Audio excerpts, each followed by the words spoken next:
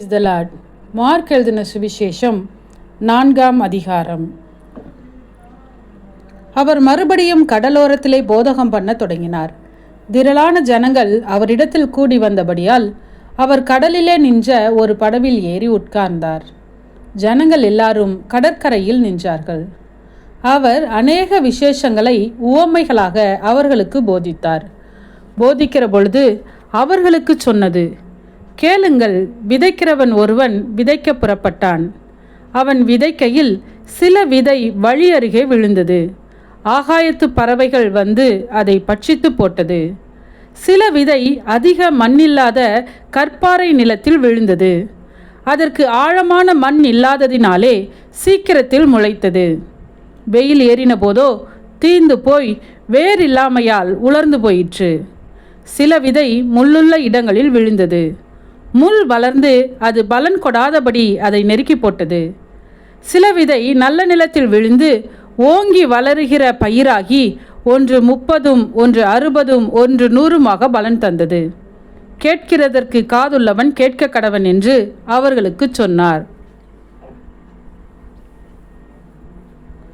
அவர் தனித்திருக்கிற போது இருவரோடும் கூட அவரை சூழ்ந்திருந்தவர்கள் இந்த உவமையை குறித்து அவரிடத்தில் கேட்டார்கள். அதற்கு அவர், தேவனுடைய ராஜ்யத்தின் இரகசியத்தை அறியும்படி உங்களுக்கு அருளப்பட்டது.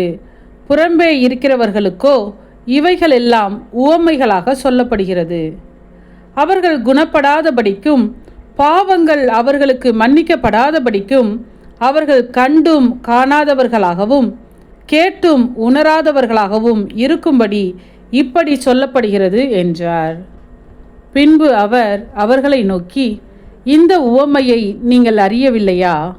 அறியாவிட்டால் மற்ற உவமைகளை எல்லாம் எப்படி அறிவீர்கள்? விதைக்கிறவன் வசனத்தை விதைக்கிறான். வசனத்தை கேட்ட உடனே சாத்தான் வந்து அவர்கள் இருதயங்களில் விதைக்கப்பட்ட வசனத்தை எடுத்து போடுகிறான். இவர்களே வசனம் விதைக்கப்படுகிற வழி அருகானவர்கள். அப்படியே வசனத்தை கேட்ட உடனே அதை சந்தோஷத்தோடு ஏற்றுக்கொண்டும் தங்களுக்குள்ளே வேர் கொள்ளாதபடியால் கொஞ்ச காலம் மாத்திரம் நிலைத்திருக்கிறார்கள். வசனத்தின் நிமித்தம் உபத்திரவமும் துன்பமும் உண்டான உடனே இடறல் அடைகிறார்கள். இவர்களே கற்பாறை நிலத்தில் விதைக்கப்பட்டவர்கள். வசனத்தை கேட்டும் உலக கவலைகளும் ஐஸ்வர்யத்தின் மயக்கமும் மற்றவைகளை பற்றி உண்டாகிற இச்சைகளும் உட்பிரவேசித்து வசனத்தை நெருக்கி போட அதனால் பலனற்று போகிறார்கள். இவர்களே முள்ளுள்ள இடங்களில் விதைக்கப்பட்டவர்கள். வசனத்தை கேட்டு ஏற்றுக்கொண்டு ஒன்று 30, ஒன்று 60, ஒன்று 100 பலன் கொடுக்கிறார்கள். இவர்களே நல்ல நிலத்தில் விதைக்கப்பட்டவர்கள் என்றார்.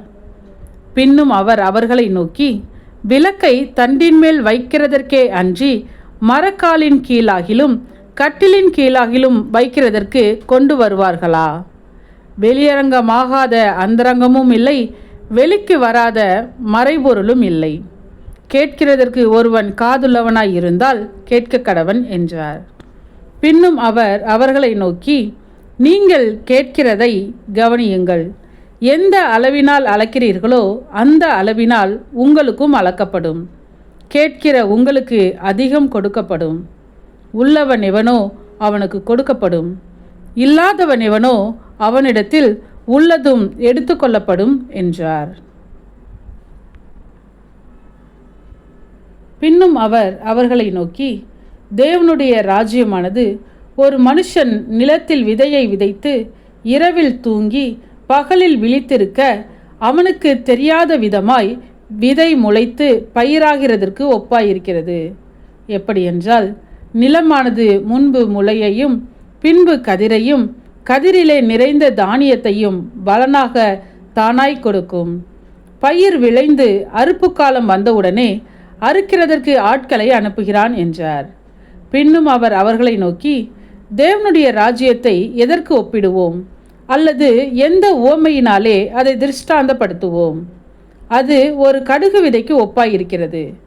அது பூமியில் விதைக்கப்படும் போது பூமியில் உள்ள சகல விதைகளிலும் சிறியதாயிருக்கிறது.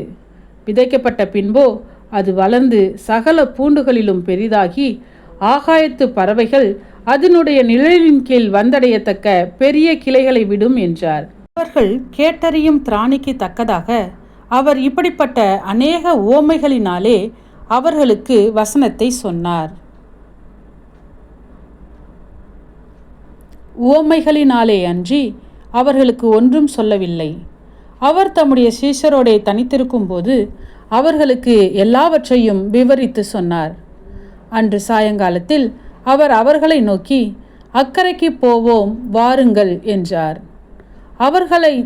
ஜனங்களை அனுப்பிவிட்டு அவர் படவில் இருந்தபடியே அவரை கொண்டு போனார்கள். வேறே படவுகளும் அவரோட கூட இருந்தது. அப்பொழுது பலத்த சுழல் காற்று உண்டாகி படவு நிரம்பத்தக்கதாக அலைகள் அதின்மேல் மோதிற்று. கப்பலின் பின்னணியத்தில் அவர் தலையணையை வைத்து நித்திரையாய் இருந்தார். அவர்கள் அவரை எழுப்பி, போதகரே, நாங்கள் மடிந்து போகிறது உமக்கு கவலை இல்லையா என்றார்கள். அவர் எழுந்து காற்றை அதட்டி, கடலை பார்த்து, இறையாதே, அமைதலாயிரு என்றார். அப்பொழுது காற்று நின்று போய் மிகுந்த அமைதல் உண்டாயிற்று. அவர் அவர்களை நோக்கி, ஏன் இப்படி பயப்பட்டீர்கள்? ஏன் உங்களுக்கு விசுவாசம் இல்லாமற் போயிற்று என்றார். அவர்கள் மிகவும் பயந்து, இவர் யாரோ, காற்றும் கடலும் இவருக்கு கீழ்ப்படுகிறதே என்று ஒருவரோடொருவர் சொல்லிக்கொண்டார்கள். ஆமென். சத்தியத்தையும் அறிவீர்கள், சத்தியம் உங்களை விடுதலையாக்கும். இந்த வசனத்தின்படி அநேகர் சத்தியத்தை அறிந்து விடுதலையாக்கப்பட இந்த சேனலை லைக், ஷேர் செய்து சப்ஸ்கிரைப் பண்ணுங்கள். கர்த்தருடைய கண்கள் நீதிமான்கள் மேல் நோக்கமாயிருக்கிறது.